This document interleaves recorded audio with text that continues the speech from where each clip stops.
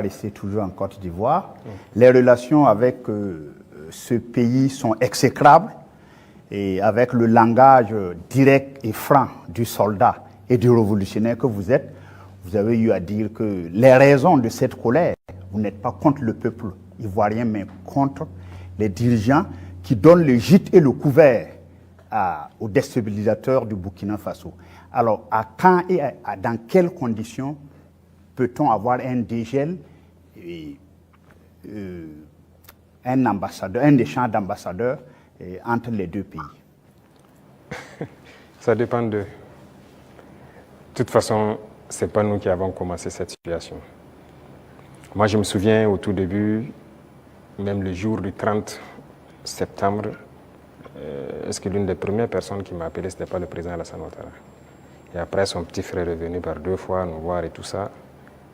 C'est vrai, on peut dire que les relations étaient bonnes, mais il a voulu qu'on suive une certaine direction. Mais comme vous avez dit, en tant que révolutionnaire, nous savons que nous ne sommes pas là pour ça. Nous étions là pour la révolution. Et la révolution, c'est une rupture. On ne peut pas suivre une certaine politique. Et donc, petit à petit, les relations ont commencé à ne pas aller. Et comme vous l'avez constaté, tous ceux qui ont voulu peut-être certains privilèges, quoi que ce soit, n'ont pas eu, se sont mis à se mettre contre nous, se sont déployés là-bas, sont entretenus, sécurisés et tout. On sait de quoi on parle, parce qu'ils savent aussi de quoi on parle, pour agir contre nous. Il n'y a pas quelqu'un qui a quitté la Côte d'Ivoire et qui était venu ici en son temps. Nous avons observé ça pendant près de 2 ans. On les a parlé plusieurs fois. Ils nous ont dit non, il faut qu'on passe par les règles de l'art, il faut que la justice émette des mandats et tout ça. On a fait tout. Ils ne répondent pas. Monsieur le Président, ça ne marche pas. J'embraye avec la question de mon confrère pour rester sur la Côte d'Ivoire. Comme vous le savez très bien, la Côte d'Ivoire a une élection présidentielle cette année, dans quelques mois. Est-ce que c'est quelque chose qui vous intéresse? Ça nous intéresse d'autant plus qu'on a beaucoup de compatriotes en Côte d'Ivoire quand même. Et on craint qu'il y ait des violences. Et ça, ce n'est pas forcément la bienvenue. Parce que nous avons vécu malheureusement les années passées aux violences en Côte d'Ivoire avec les opérations Bahiri. Tout le monde a subi ça au Burkina. Aujourd'hui, vraiment, nous ne souhaitons pas qu'il y ait des violences. Tout à l'heure, vous avez semblé dire quelque chose. Je voudrais que vous précisiez, parce que c'est un peu très sensible selon moi. Est-ce que vous semblez nous dire qu'aujourd'hui, la Côte d'Ivoire servirait de base arrière à une organisation visant à déstabiliser le Burkina Faso? Ça, même plus que ça. Base arrière à une organisation servant à déstabiliser le Burkina. Ils sont là-bas. Les ennemis du Burkina sont clairement là-bas, affichés, protégés. Ils sont payés, ils sont protégés, ils sont bien logés. En plus de ça, il y a la question du terrorisme. Mais non, le pouvoir flotte avec les terroristes. Il ne faut pas se mentir. Attendez, croyez-vous vraiment que peut-être l'armée ivoirienne est tellement surpuissante que quand les terroristes les voient seulement, ben écoutez, ceux-là, il ne faut même pas les toucher, quoi que ce soit. Vous croyez à ça? Ils sont tellement plus puissants que les 3 armées de l'AES. C'est faux. Il y a un pacte de non-agression. Et quand il y a un pacte de non-agression, vous devenez une base arrière. Et tout ça, ça m'inquiète justement.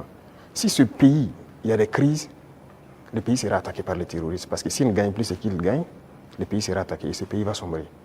C'est un danger. C'est pourquoi j'ai passé le temps à dire au chef d'État, on ne pactise pas avec les terroristes. Voilà.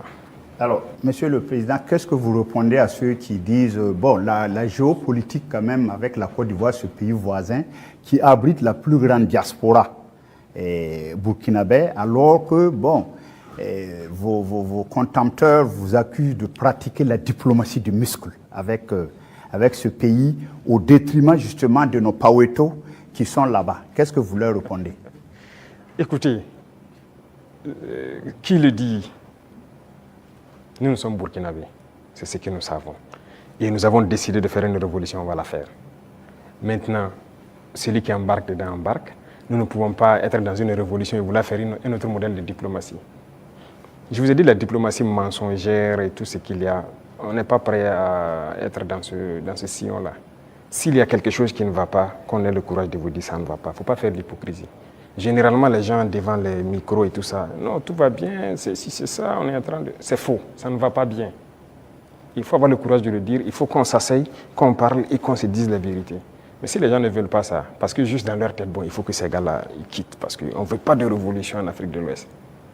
Ça ne va pas marcher. Donc, chacun se prépare à assumer les conséquences voilà, de la situation. Alors, pour sortir de la Côte d'Ivoire, Monsieur le Président, on reste quand même au niveau de l'AES. Vous avez certainement suivi le dernier sondage fait par nos confrères de Jeune Afrique, et avec des résultats qui peuvent sembler étonnants. Les populations des pays francophones sont tous favorables à l'AES. Je dirais, même la Côte d'Ivoire, à 66%, apprécie ce qui se fait au niveau de l'AES. Alors, comment est-ce que vous recevez ce message? Ah bon? Je n'ai même pas pu suivre ça, parce que moi, je ne suis plus ce média. Hein.